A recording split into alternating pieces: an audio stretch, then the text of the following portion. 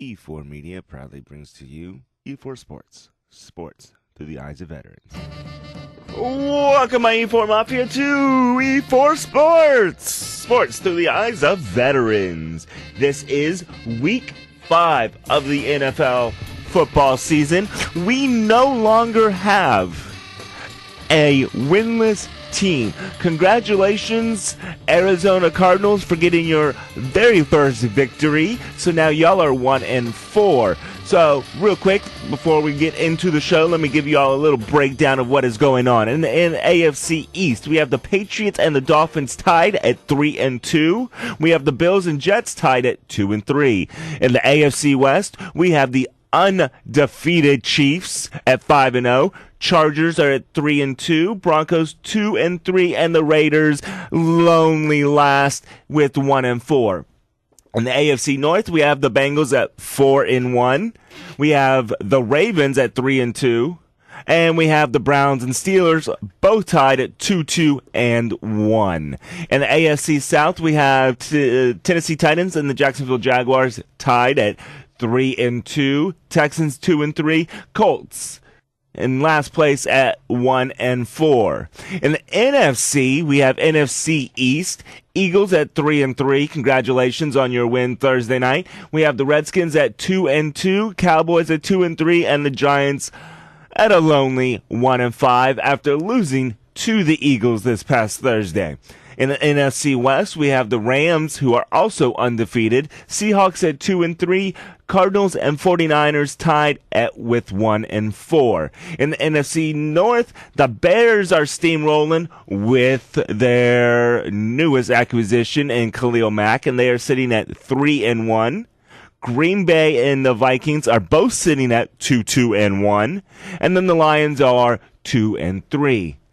Lastly, we have the NFC South. The Saints and the new passing record holder, Drew Brees, are sitting at 4-1, while the Panthers are 3-1, Buccaneers 2-2, and the Atlanta Falcons 1-4. So that is where all your teams stack up in the NFL. So, Phil, how do you feel about these teams?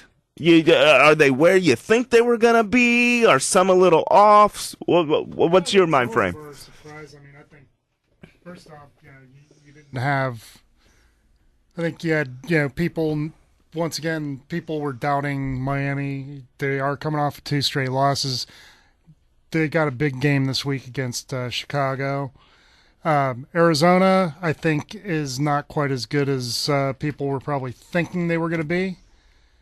And the Bills, I think, are disappointing a lot of people. I think people had the Bills going a little stronger than what they were. Well, especially after last year, they were able to get into the playoffs and all that. We were expecting some hope this year. And the NFC East is just a mess. Yes. I mean, Carson Wentz, I think, affected Philadelphia's first couple games, but he's been playing phenomenally for the last 3 weeks, and they did a number on the Giants, and once again, the Giants are looking like, for lack of a better term, they're looking like a shit show. Speaking about the NFC least real quick, is I just want to throw it out there. The reason why the Dallas Cowboys are not ahead of the Washington Redskins is because they lost to the Houston Texans in Houston. Cowboy fans, suck it. You're welcome. Who'd they lose to? This team in Houston called the Texans. Oh, those guys. That also means that we are the best in Texas. Well, that kind of goes without saying anyway, but very true. Go on. Anyway, Browns are actually, I think the Browns are kind of surprising for a lot of people. They've already doubled their one-loss record from the last 2 years, but they also have a tie. You got Chicago surprising a lot of people, and Khalil Mack is a direct responsibility for that. Been playing off the chain. Minnesota's been disappointing. Atlanta's 1-4. Who I don't think a whole lot of people saw that coming.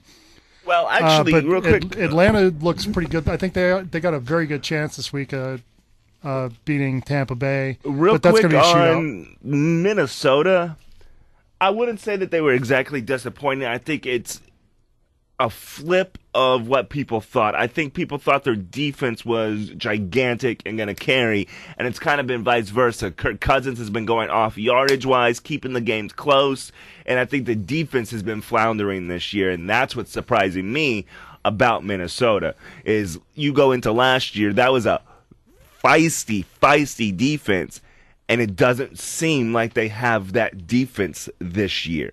And I think that's what at least gets me on the Minnesota Vikings. And I just saw this today. A little bit of bad news here, but former Packers great Jim Taylor passed away at 83 years old. Great running back, played on some of the great Green Bay teams back in the 60s. But you're talking about a guy who was just real tough running back, was one of Vince Lombardi's favorite guys, and guy could block like a bulldozer, and just all around good running back. Yeah, we're talking Hall of Famer here, and anyway, rest in peace, sir. All right, before we get into the lineups for this week, or the previews, I should say, for this week, I want to apologize for last week. Last week we did not have a show. We did record a show. Me and Phil and I had some personal stuff, each different personal stuff, so we had to kind of keep it short. And then what happened is I ended up turning my microphone off for a segment, and then for the next 30 minutes I had my mic off while I was talking, and it was just a lot of editing with no time to do it. So I do apologize. So one thing I do want to talk about that was not heard last week is I want to talk about holdouts and guaranteed money. It's very, very upfront right now with the fact that Le'Veon Bell will be coming back after Pittsburgh's bye in Week 8. So he'll be coming back. It'll be interesting exactly what his role is. He's coming back. I'm wondering, is he coming back just for the paycheck, or is he actually coming back for his team? I'm thinking maybe a little of both, because if it was just for the money, he'd come back Week 11. He's coming back earlier because his team is in trouble. They are tied with the Cleveland Browns. But have they really lost? Have the Steelers really lost a whole lot? No, and with Le'Veon, and that's not being what there? I'm saying is it'll be interesting with the role, because James Conner, is he Le'Veon Bell? No, but I will get to that in a second. James Conner has picked it up. He's doing a fantastic job of running the ball, being that workhorse, doing what he needs to do. I think he's really secure in that position. Even when Le'Veon Bell comes back, I think maybe a committee with Le'Veon pulling more workload. But James Conner, if you have him on fantasy like I do, keep him. He's not going to be getting you the 20, 25, 30 points he's been getting, but he is going to rack up some good points for you. He's a good catcher from the backfield. Well, from a fantasy standpoint, last week was the best week he's had in a couple of weeks. I mean, the prior 2 weeks, he really didn't put up a whole lot. He's got me plenty enough in our league. Okay, so that's the role. That's what I'm thinking about the role. Now let me actually go into the actual holdout situation. Did you want to say something? No. Oh. So I'm gonna come at this way to y'all, to my E4 Mafia. This is how I'm gonna say this. I understand all sides of what's going on when it comes to holdouts. I understand, especially when you've got a talent like Le'Veon Bell or Earl Thomas, and I'll throw in Earl Thomas here in a little bit, but you've got generational talents.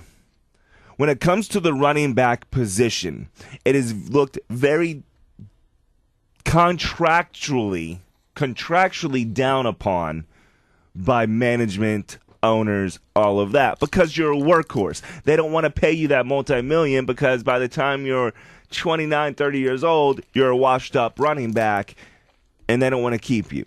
So you have Le'Veon Bell, who is looking at that and Unless saying, you're Frank Gore and you have just like yes, ridiculous there are some. genes. Yes, there are some that can do it. Marshawn Lynch, he's still powering his way through. So yes, there are players that do, but the position itself is not really one of those that you get that guaranteed huge check. My thing when it comes to Le'Veon is the Pittsburgh Steelers. This is what, the second year they franchised him, or third? Third. Third. Which is getting to be ridiculous. Exactly. I mean, as far so as what, pay-wise. It's 17 million this year. I think it's supposed to be, if they franchise tag him next year, it's supposed to be 22 million. I think it goes up more than that. Does it 22 or 24? When you get to the third, and if you franchise somebody for the third or fourth time, what it winds up becoming is just absurd. I mean, it's absurd money.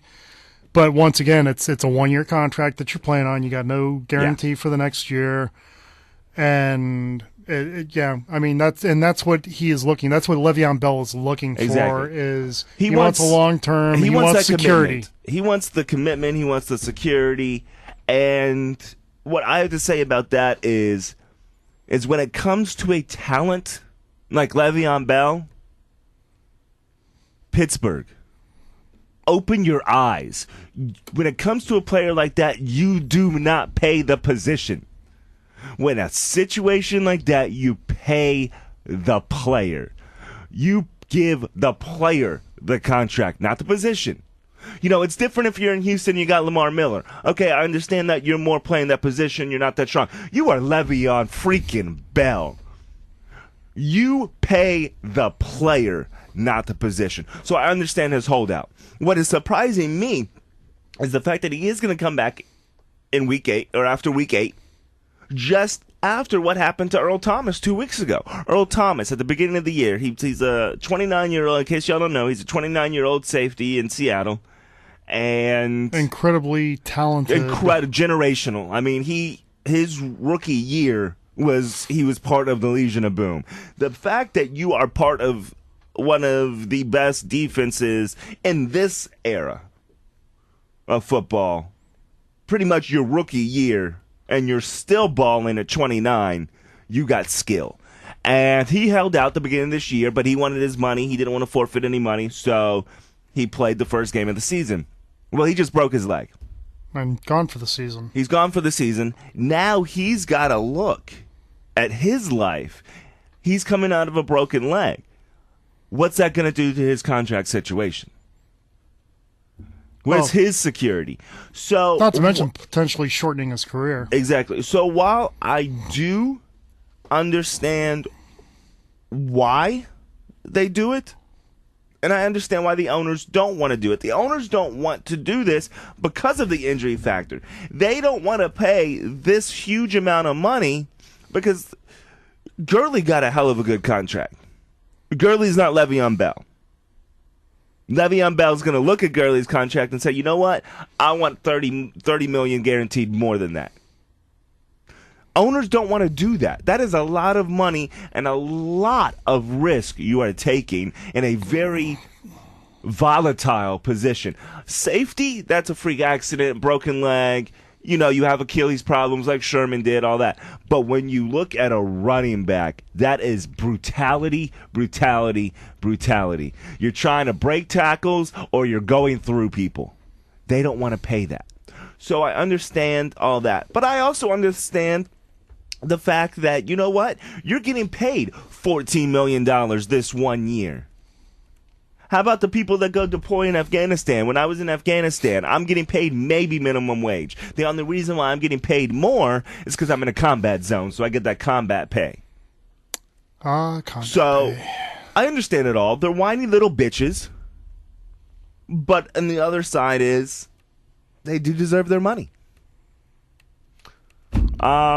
So that's my little rant on the holdout situation, and the holdouts and the contracts are going to cause, and we're going to have Phil and I are going to actually have a show in the future and we're going to talk about what may happen come 2020 in the new CBA, because we are both in agreement that a lockout is happening. Lockout and strike. I'm thinking, originally, I wasn't thinking that it was going to lead to a strike, but actually right now, I believe we are going 2020, we are going to have a full-on NFL strike. Yeah, and the players are already getting, I believe it's 53% of the TV revenue. Mm-hmm. And I'm going to go out on a limb here and say they're probably going to be trying to push that to 60%. Yes.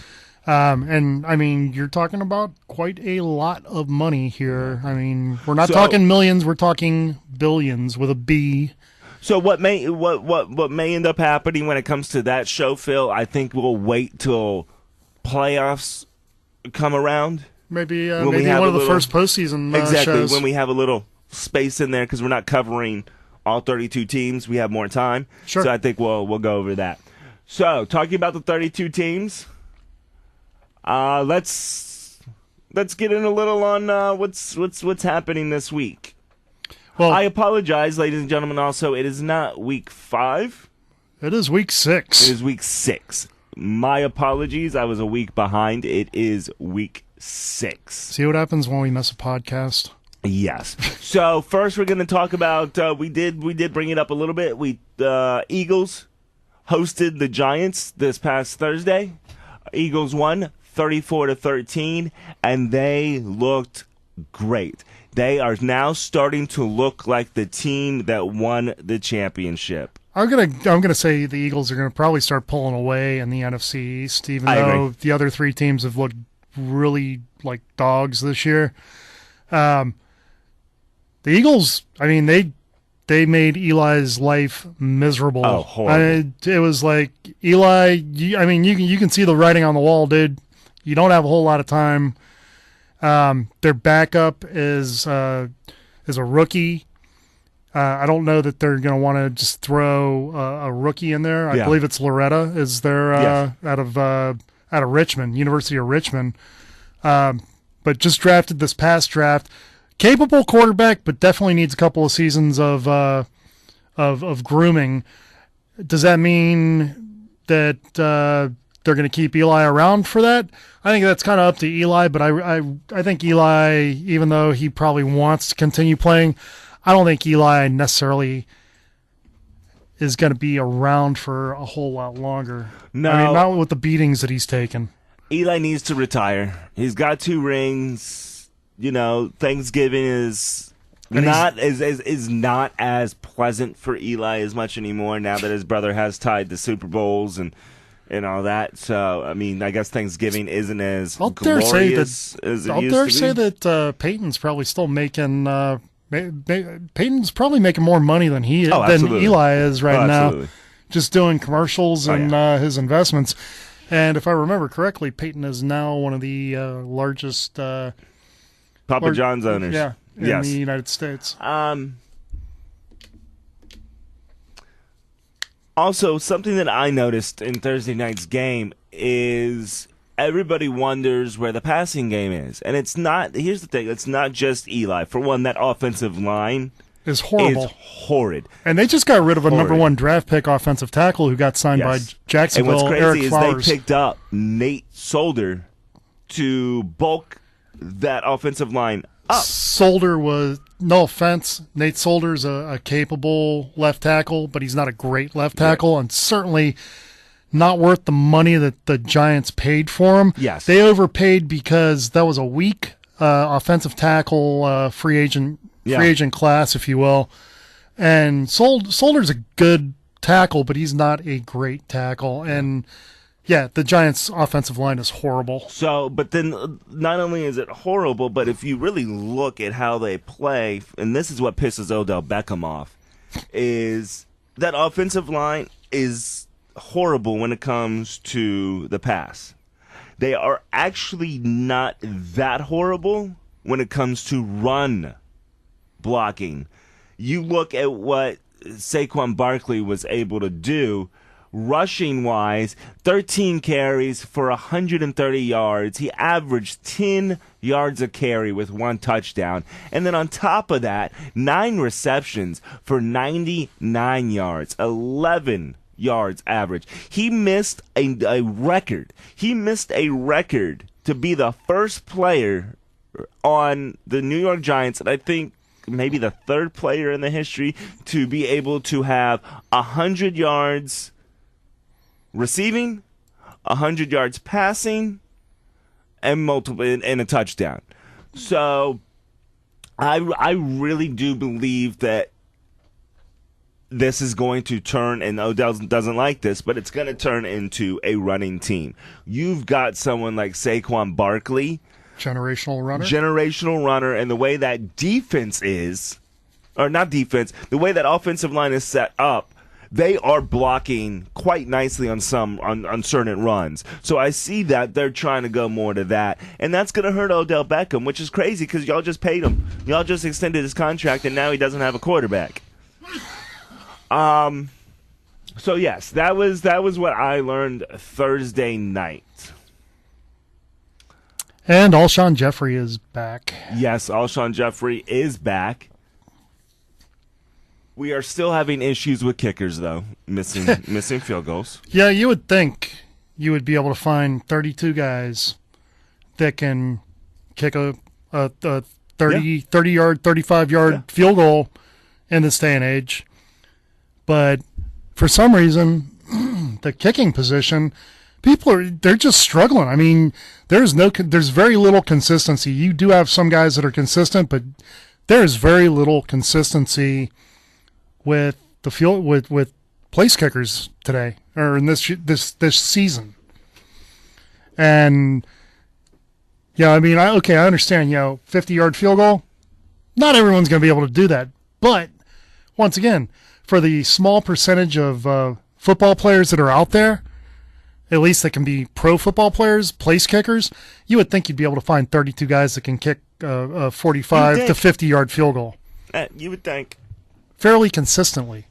And then, of course, you got the Panthers and Gano kicking the longest of the year for 63 last week. Hey, that was a beautiful field goal, and that had plenty on it, too. It was. Speaking about the Panthers are hosting the Washington Redskins this weekend. Actually, Redskins are hosting. Sorry, the Washington Redskins are hosting the Carolina Panthers. I bring it up because we were just talking to about Gano. Now, you had mentioned about Philly. I do believe Philly's going to end up running away. I do believe wholeheartedly that in the NFC East, your top 2 teams are the Philadelphia Eagles and the Washington Redskins. The reason why I say the Washington Redskins is, yes, Alex Smith is still a good quarterback, and that Washington Redskins defense is actually looking like they've made good improvements. Their players are staying healthy this year. That was the big problem last year. The wide receivers weren't staying healthy. The running backs weren't staying healthy. They actually look like they're a team that the Eagles may actually have to compete with. Well, I don't think Dallas has got it. Dallas's offensive line it's not as trashy as the Giants, but it's pretty damn bad. And when it comes, if you look, the Giants and Dallas almost are the same. You've got a quarterback who is a good quality quarterback, but he's just getting sacked and pressured way too much. And then you have your running backs that are creating the game, creating the vibe, the momentum. It's all coming down to either Ezekiel Elliott or Saquon Barkley. When it comes to the Redskins, they've got a good all-around offense. They got a new quarterback, and they got a quarterback who wants to be there. Yes. Which I think is a big thing as far as Washington goes. Dallas, I think Jason Garrett is just doing the same old, and there's nothing new there. I've heard that they're thinking about benching Prescott, Dak. Oh, wow. Who you're going to replace him with?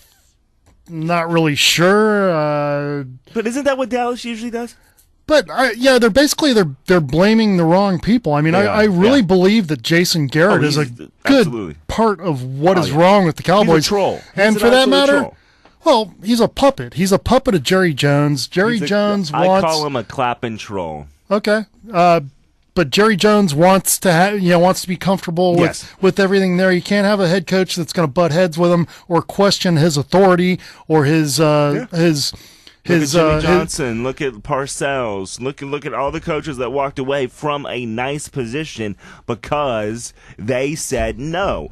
And Jerry has his philosophy about how the team should be run, and he doesn't want to give any of that up. Right. Or say, hey, I'm going to hire this young coach that's innovative, but he's got to do it my way. I mean, it's like there's parameters. It's like, I want to do something new, but it's got to be under these old same restrictive parameters. Imagine the Cowboys with Sean McVay. Yeah. Or what's the offensive coordinator for the Patriots? Josh McDaniel. Shanahan. Kyle? Yes. Even with these coaches, imagine what Prescott, Elliott, all the Dallas Cowboys could be with an actual coach. But we don't want that. A coach. We don't. Look, here's my comparison, and he's Marvin Lewis. Congratulations, I am now dropping this similarity off of you. Well, primarily because Tennessee actually won playoffs games, but Vrabel's been surprising. But I believe Garrett is the new Jeff Fisher. He's just sticking around because ownership wants him to stick around. They've been to playoffs once in the last 2 decades, and they lost. They got a bye the first week, and they lost this. They had that one they had the season when Dak and Zeke came out, and they were looking fantastic. And I said, look, the fact of the matter is, they got they got a new quarterback, they got a new running back. They weren't expecting the quarterback. The quarterback just happened. But I said, look, Dallas is playing a last place schedule. They're playing an easy schedule. They get into the playoffs, and I made the prediction they were going to be gone. In the first playoff game they were going to be gone. And what happened? They got blown out by a team that actually had some substance to them. And they've they've basically regressed back into mediocrity. Well, the thing is, in this because I explained it to try to explain it to a lot of people. You even go back to DeMarco Murray. It's that offensive line they had that helped create that team. It helped put Dak Prescott on the map. It helped put Ezekiel Elliott on the map. It helped put DeMarco Murray on the map because they had an offensive line. Well, you've lost half of that offensive line. You can't stay healthy on that offensive line. And guess what? They're showing what that talent is. Remember, Dak Prescott, he was great. Absolutely fantastic. But guess what? He still was a 4th-round pick. Of course. Well, Brady was a 6th-round pick, if you want to go that route. But if you remember the year before that, anyway, right now, put Dak Prescott in a category. Well, with Tom Brady. Not even close, not even remotely close. But if you remember the year before the Prescott and Ezekiel draft, they drafted Zach Martin. Yes, the All Pro, Nick Martin's brother. Yeah, All Pro guard. Yep. Came in, bulldozer, highly touted, fantastic offensive guard, but now he's been beat up a little bit. Yes. And he came out like a tiger, was playing great, started getting injured, and don't get me wrong, still a great guard, but not the same player that he was when he came out in the draft. And I don't know that you'd really expect that. You'd expect him to probably grow and get better, and he's still a good, solid guard, but that only goes so far. Yeah. Well, like I was just saying, my E4 Mafia is Nick Martin is the center for the Houston Texans. So him and his brother just played against each other this past Sunday. Speaking about brothers, this is extraordinary. So J.J. Watt and his brother T.J. Watt, who plays for Pittsburgh, are tied for the leading sackers in the NFL, both with 9. J.J. Watt is beating his brother by 3 tackles for losses. J.J. Watt has 20. His brother has 17. So they JJ's, are right neck and neck with each other, and I love it. So JJ's kind of slacking a little bit here. You know what? I kept telling people this season I gotta push down my expectations a little bit because he is coming off some injuries and all that. But JJ, I'm not exactly gonna jump on the boat and say he's back, but he's damn well on his way to be back. Seeing how we're not even halfway through the season yet, and he's already got 9 sacks. Which means that if he keeps it up, there's a good chance he may finally be able to break that record. Yeah. I mean, I would love to say that J.J. Watt could set some kind of record for sacks and all. It's about time he gets a damn MVP, is what it needs to be. You mean another one? He got defensive. He never actually officially got MVP. Oh, you're talking about league MVP? Yes. That's always reserved for offensive players. I mean, unless JJ... It's not even offensive players. It's quarterbacks. It's quarterbacks and running backs for the most part. When was the last non-quarterback chosen for the MVP? Oh, well, gee, allow me to look that up. Please, while you do that, I believe... he has a chance. He's, Clowney is jumping up. He's doing good. Now, for Houston Texans fans, we just need to get Merciless back in that game. He's the one that's being very, very quiet, and he needs to have a big game.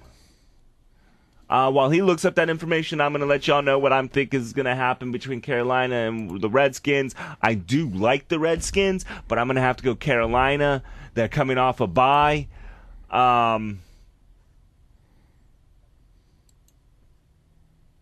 No, they're not coming off a bye.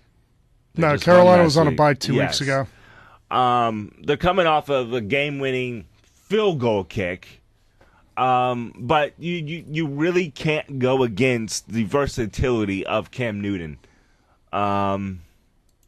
Greg Olsen should be coming back within the next few weeks. That's going to help him. So I do believe Carolina Panthers are going to beat the Redskins. I don't really know I think it'll be a tie. I think it'll be a 3. No, it'll be a touchdown game. I'm not going to put it down to a field goal. I'm going to say it's a full touchdown game, but I think the Carolina Panthers are going to go on top. I think Carolina winds up taking that game. It's probably going to be close, less than a touchdown, but I think Carolina will squeak one out. I think they may be just a little bit tougher, but I expect Washington to keep this game pretty close. So do I, especially because I'm sorry, ladies and gentlemen, they are the ones coming off of the bye. It's the Washington Redskins coming off a bye right now. So they're healthy. So it definitely will be a good game. Then the next game we're going to talk about is the Cincinnati Bengals are hosting the Pittsburgh Steelers. The reason this is good is this is a division matchup. So this is a division matchup where the Bengals are 4-1 and the Steelers are 2-2-1. So if the Bengals lose, they're going to go down to 4-2, and the Steelers still are behind them, and they would only be tied with the Ravens. So Cincinnati is kind of running away with the division right now, which is really surprising because it is the Cincinnati Bengals. But it doesn't matter. Even if they win division, let's see what the hell they can do in the playoffs. They haven't won a playoff game in 14 years. I'm not saying it's going to stop this year, but no faith in Marvin Lewis? Hamper your expectations with the Bengals, even if they do win the division, which I think the Ravens are going to end up overtaking the Bengals and taking the division. I think the Browns have a chance to maybe stick up in there for a wild card, which I hope, because then I'll win some money. But Pittsburgh Steelers need to get their head out of their ass. I'm just going to say it this way. They need to get their head out of their ass. Antonio Brown needs to stop being a drama queen and just accept the fact that if Juju Smith-Schuster gets 3 touchdowns, y'all win the game. Just accept the win. You're getting paid no matter if you catch a ball or not. You're Antonio Brown. You want a new contract, they're going to give you a new contract. Why? Because you have a resume to prove it. So stop being a bitch and just let the game play. A win is a win. So I'm actually going to, but on this, I'm taking the home team. I'm taking the Cincinnati Bengals, but I'm going to take this at a 10-point game. I'm going to say the Bengals win by a 10-point spread because there is some dysfunction in Pittsburgh. They don't want to say it, but there is dysfunction there. Ben Roethlisberger does not look like the Ben Roethlisberger that he used to be. He is up there in age. He cannot move around. He's taking hits. Of course, he's a bulky guy, so he can stay up and break the tackles, but he is getting that pressure. So I say the Bengals by 10. He's a big guy like Cam Newton. He's tough to take down. Yeah. But unlike Cam Newton, he is not very mobile. Correct. I mean, he will shuffle along there if he has to, but the big problem is if he takes off, you got to worry about how brittle is he and how soon will he snap. I think being that the game's in Cincinnati and Cincinnati's been playing above themselves and Pittsburgh being in disarray, I'm going to take Cincinnati in this game. And, I think they take it by at least a touchdown. Now, to get back to what we were talking about as far as the MVPs, this award is most of the time goes to quarterbacks. However, the first time this award was issued was in 1957. And for that matter, the first 2 times this award was awarded it went to Jim Brown. So running back got the first 2 NFL MVPs. The last time that a quarterback did not win was 2012. Care to take a guess? It's a running back. I will give you that much. And that player would be Adrian Peterson. Before that, there were at least it was 2005. 2006, you had LaDainian Tomlinson of San Diego, and then Sean Alexander in 2005 before that.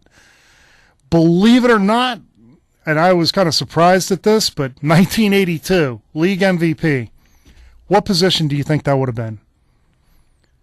If you said place kicker, you would be correct. A place kicker? A place kicker. MVP. Mark Mosley, Washington Redskins.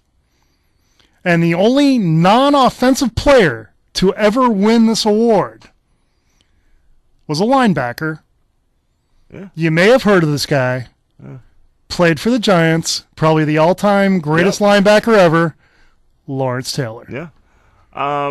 Only defensive player to ever win. And back in 2015, Aaron Rodgers should not have won the MVP.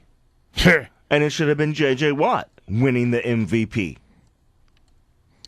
I take that back. There was one other. I take that back. There was one other defensive player that had won it. The first defensive player to ever win the league MVP was Alan Page, Purple People Eaters, Minnesota Vikings, defensive tackle. Okay. But for the most part, it's quarterback, all through this. And I don't like that. They should create a quarterback award, and the MVP should not be allowed to be a quarterback and give them their own award. MVP should be of the team. I understand your quarterback is the leader, but he's not that leader on the defensive side. And there was one time when it was a tie. That would have been 97. Brett Favre and Barry Sanders shared the award. Huh. See, I would have reminded if J.J. Watt shared it with Aaron Rodgers.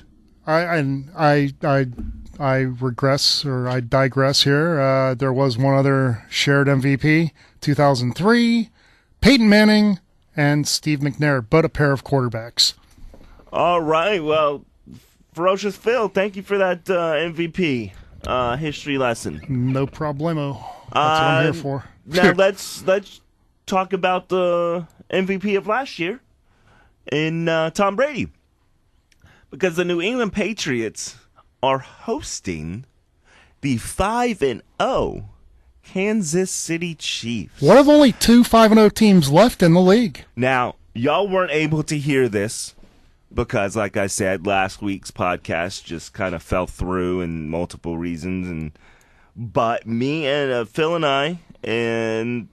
I had a prediction that because they were playing Jacksonville, Mahomes would throw his first interception. Well, guess what, ladies and gentlemen? He not only threw his first interception, he threw his second interception too. They still won by a nice margin against the Jacksonville Jaguars. They proved the best offense can beat the best defense. But this is going to be a fun game to watch because everybody was so worried about the Patriots and what was going on in the locker room. And now they've regained their ego, their momentum, and they're charging on ahead. So it's going to be a fun game to watch. I actually think this is going to be the shootout of the week because these two quarterbacks throw deep and they enjoy throwing deep. Plus, you've got great running backs. You've got Kareem Hunt, and then you've got Sony Michel. You got Sony Michel. You also got and then James White. James White, who last week had like 99 yards, but not a single rushing yard. Right. So he's a running back that is really only used for catching in the backfield. Not entirely true. I mean, they primarily block. He's 90, a blocker too. 98% of the time he's pass catch and running back, but he is a fantastic blocker. Yes, he is. And Brady likes his protection. He does. You've got Josh Gordon, who's now working on the opposite side of Edelman. Edelman is back. You've got Gronkowski still in there. You've got Hogan. He's got weapons. You've got a stingy defense in the Patriots also, though they need to step up a little bit. And they are having some issues on that side of the ball now that Patricia is now a head coach in Detroit. They've got some stuff they've got to work on there.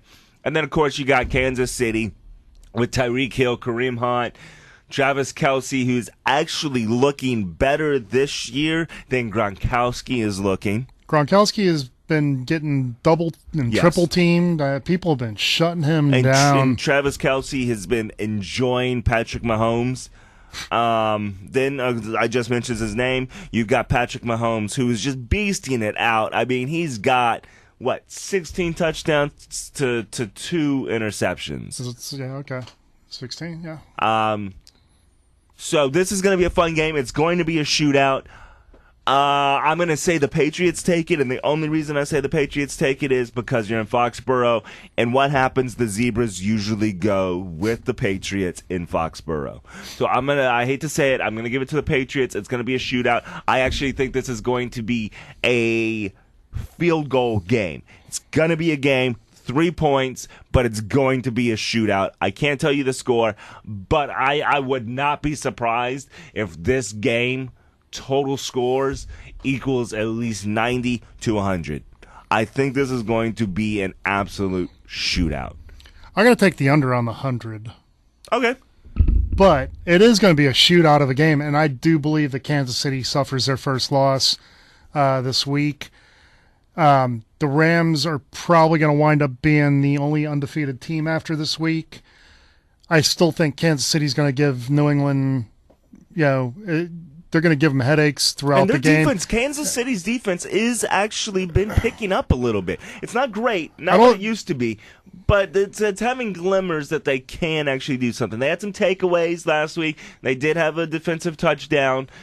I don't think Kansas City has a good defense, but it's not that good. I mean, it's not good. Destroy Brady good at all. No, and I'm gonna say no, because it isn't. Like you said, it's in New England. New England's tough to beat in New England. Yes. Blame it on the referees, blame it on whatever you want to, but the fact of the matter is, New England is a tough home team to beat in New England. Kansas City, unfortunately, I think you just miss out on this. Although if it's close going into the last 4 minutes and Kansas City gets the ball, watch out. But then how much time do you give Brady the ball back with? Because Brady can do the same thing that Mahomes, as far as lighting it up real quick, Brady can do that also. So in a close game, probably total points, I think you're looking between 80 and 90 points. I could New definitely see England, the 90. New England takes this game. All right, the next game we're going to talk about is we're going to go to the other undefeated team. And the Los Angeles Rams are going to be going to Los the Angeles. Mile High City. They're going to be playing the Denver Broncos. Sorry, Denver. Y'all are not going to win this game. The Rams remain undefeated. Handily. And it's going to be a blowout. It is going to be a blowout. I say Los Angeles Rams win by at least 17 points. One of the reasons I say that is the Denver Broncos defense or offense is bad. Look, I like Case Keenum. That's one way of putting it. I think Case Keenum is a great backup quarterback. He did a lot with Minnesota last year. Of course, last year their defense helped them quite a bit. This year, Denver's defense does not look as great as it usually does. And you've got Von Miller, who's still a beast. Their secondary has issues. You've got a player in Demaryius Thomas who has 1 touchdown on the year. He finally made fantasy points last week. They're not. It's I don't know what John Elway is thinking. He has not made good decisions. The best decision he has made was getting rid of Osweiler, and stupidly Rick Smith and Bill O'Brien decided to throw their hat into that monstrosity. Of course, Osweiler is back with them, but at a very, very small minimum. Osweiler's with Miami right now. Oh, yes, you're right. This offseason he went to Miami. And I actually heard somebody, one of the talking heads on, I think it was the NFL Network, actually piped up and said something about, Gase is going to get tired with Tannehill this week, and he's going to replace Tannehill with Osweiler. And I'm just like, Tannehill will not be replaced till the end of the offseason. What are you smoking, dude? Yeah, no. The only way Tannehill will be replaced if he gets injured. He is going to be the quarterback this year. Now, after this season, there may be some conversations. Okay, but that's after the season. Exactly. This season, he's going to be the player. The only time you're going to see Osweiler is if Tannehill goes down with an injury. And even then, I say they go and pick up another quarterback. I think Osweiler is the practice squad guy, and that's all he's going to be is a practice squad guy. Let's be realistic. Who did he beat out? Who did Osweiler beat out for the backup job? David Fales. Yeah, exactly. I mean, okay, how many people out there know of or have heard of David Fales?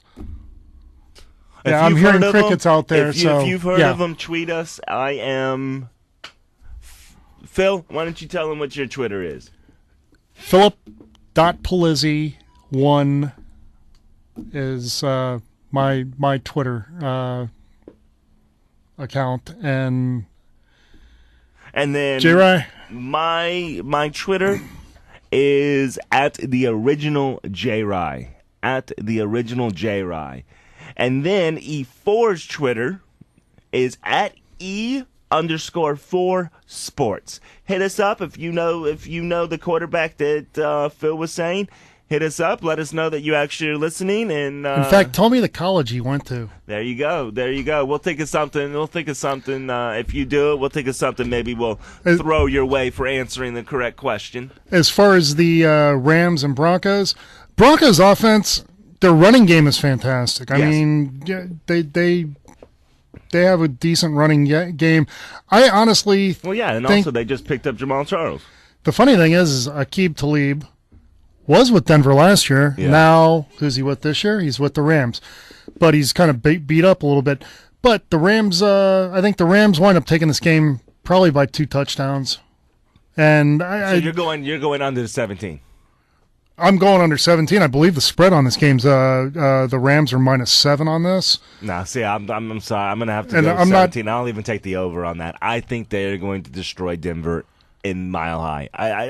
You know what's going to be scary is okay, Cooks and Cup are both cleared to play in this game. Mm-hmm. Goff thrown in that rarefied air up in Denver. This could be really ugly. I mean, if Goff gets hot, if he gets hot, he gets hot. You got Gurley, you got Woods, you got Cooks, and you got Cooper Kupp. You got Talib. Then you've got Aaron Donald. Sue? All going after. You got Sue. All going Aaron after Donald? Case Keenum. So I'm sorry. I understand where the spread is. I'm going to say this is at least a 17-point game. Yeah, I may be more. changing. I may have just talked myself into upping the the point differential here, but nonetheless, LA's going to win this game, and they're going to win it handily. I think it's the blowout of the week. The scary part is Todd Gurley. I mean, it all depends on how LA comes out, but Todd Gurley could easily have 150 yards in this game. Yes, absolutely. Okay, ladies and gentlemen, we got time for 2 more. So, everybody knows which 2 teams we're going to be talking about. First, we are going to let Ferocious Phil take it away. And I do have some things to talk about on this game. So, Phil, what is Miami doing this weekend? They are at home, and they are hosting the Chicago Bears. The Bears! The Bears, and yeah, we know one of the last times Chicago was down there, at least several mango seasons ago, back in the 80s, when they were undefeated. I was there Monday night, and Miami pulled the massive upset and ended Chicago's unbeaten streak. Yay. Anyway, unfortunately, Miami's offensive line is a little bit beat up, but I think they're probably gonna be throwing either a tight end or they're gonna be throwing a running back up on Khalil Mack, which doesn't mean that that's gonna stop him. Khalil Mack's gonna get his pound of flesh, but Miami's gonna win this in a close one, and it's gonna probably be somewhere in the 21-17 range is gonna be my guess. But I think Miami is due to flip it around here. They're playing at home. Miami does play better at home. They're also getting Laramie Tunsil back from concussion protocol, and this is going to be. I think this is going to be a game where Tannehill needs to show what he's got to turn this around this week. All right. You're not going to like this, but I'm taking – I agree. I think it's a close game, but I take the Bears over Miami. Miami has been having a rough go of things lately. You had a coming out party last week for Mitch Trubisky. I don't think he's going to be able to repeat the coming out party. No. But he did go 19 of 26 for 354 yards with 6 touchdowns. Mitch Trubisky meet Minka Fitzpatrick. He does not have a great receiving core, but you had Tariq Cohen catching for 121, Taylor Gabriel 104, Trey Burton with 86. Allen Robinson has really surprised me. They picked him up, of course, out of from Jacksonville to help them, and he really hasn't done anything this year. Jordan Howard did nothing. I do say that Chicago beats Miami. I say it's a field goal game. Well, it's a field goal game. I say the victory is by a field goal. And I think Trubisky maybe has 3 touchdowns.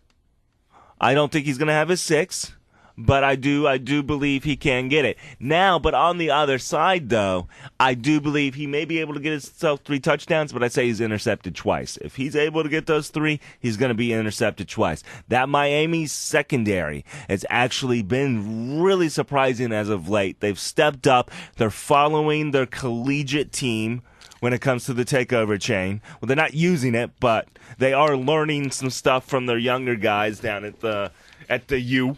As you would like to say, Phil, the U. But I am going to say that this game is going to go to Chicago. Yeah, that could happen. I think Miami playing at home, I think they got this game against Chicago, and the only thing that I don't like about this game is Chicago's coming off a bye week, so they've had a little extra time to heal up and maybe get a little extra practice in there. But generally, when you got the bye week, you're not in there practicing. You're taking it off and you're doing your thing. Once again, Chicago's having to travel to Miami. Miami's going to be at home. It's going to be hot. It's a 1 o'clock game Eastern time, 12 o'clock Central. And I'm going to go out on a limb say Miami's going to be making the Bears wear their dark jerseys. So they're going to be sucking up all that heat. Yeah, true. And I think Miami's front four is going to be able to shut down Jordan Howard. Okay. All right, last game, and that is going to be the Houston Texans hosting the Buffalo Bills. Buffalo Bills are coming in 2-3. The Texans are also 2-3. Though, here's where the positive comes in. The Bills have only scored 63 points. The Texans, they've done it in bunches, though. The Texans have scored 115. The Texans have allowed 124. The Bills have only allowed 118.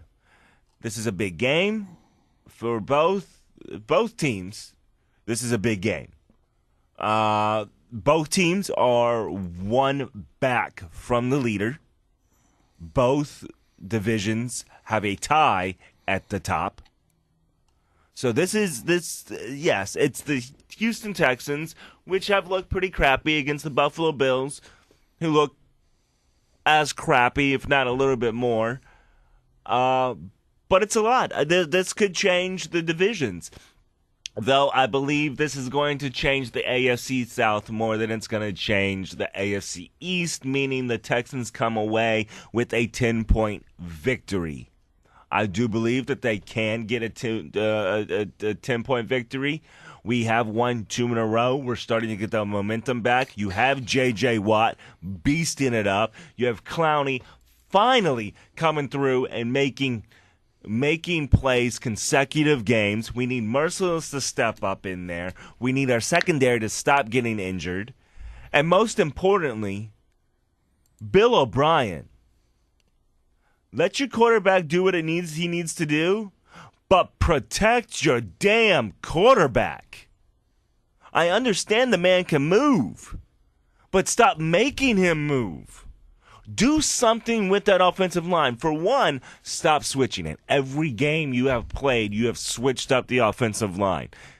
You need to keep consistency. That is the way you help your offensive line. You put people in those positions and let them get used to that position. Stop moving them on the line. But the Texans are playing here at NRG Stadium against a Bill team that did win last week, but are still pretty rough themselves when it comes to quarterback and their defense. So I say the Texans win, and they win by a 10-point victory. So you're basically saying the spread is +10 for Buffalo. Okay. The Texans have won their last 2 games in overtime. Mm-hmm. I believe this is going to be our first regulation victory. This, to me, don't get me wrong. I mean, they're playing at NRG, which I think gives Houston. Houston has definitely got an advantage being at home. But this has the potential of being a potential trap game. Just when you think the Bills aren't going to do squat and they're going to get their asses handed to them on a silver platter. I mean, everyone thought Minnesota was going to destroy Buffalo when they played, and what happened? That was when Buffalo wound up putting up, a majority of their 61 points. This has the makings of a trap game to me, but I do believe that J.J. Watt is going to make Josh Allen's life. It's basically going to be like, welcome to the NFL, yes, Mr. Allen. And I think J.J. is probably going to see him at least twice. Well, I'm hoping that Mercilus can use this. You're playing against a rookie quarterback. I'm hoping Mercilus can finally. You can see him. He's been quiet lately. We need to see him jump up. Things are starting to change now that JJ is being kind of getting back to his level. Jadeveon Clowney is able to use the fact that J.J. Watt is getting back to that level, getting double-teamed, all that, so he's able to go after the quarterback. Now we need Mercilus to step up. We need DJ Reader to step up, and we need McKinnon to step up. Our defense every week is looking better and better and better. It's just we got to have an offense that also supports that, but we also got to have the defense that doesn't let 124 points get scored against them. Well, I think the Texans have blitzed a lot this year. I believe it's Yes. somewhere in the eighth. It's like the eighth most times blitzing for any team in the NFL. And that spells trouble for Josh Allen, and the fact that Josh Allen has a 21.9 completion percentage when facing pressure, which does not bode well for Buffalo. Now, if they're going to try and run Shady McCoy, yeah, I mean, I don't know that that's going to necessarily work that well. Once again, Texans should win this game. I can see Texans winning this game something like maybe 21-10, 21-7. I don't know if it's going to be necessarily a high-scoring game, but I think the Texans pull this out. All right, my E4 Mafia. It is sad to say, but we are out of time. So again, hit us up on Facebook. You can go to Facebook at E-4 Media. You can find us there. You can find me on Twitter at The Original J-Rye. At The Original J-Rye. You can find Ferocious Phil at Philip Palizzi 1. That's at Philip Palizzi 1. And then you can also hit up E4 Sports Twitter at E_4 Sports. So on behalf of Ferocious Phil, I am the good old J-Ride.